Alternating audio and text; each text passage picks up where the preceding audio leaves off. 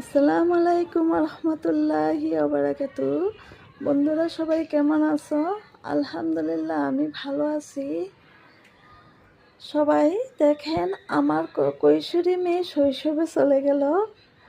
এই ম্যাজিক সিলেটটা ওর বড় ভাই ওর বেবিকে উপহার দিয়েছিল।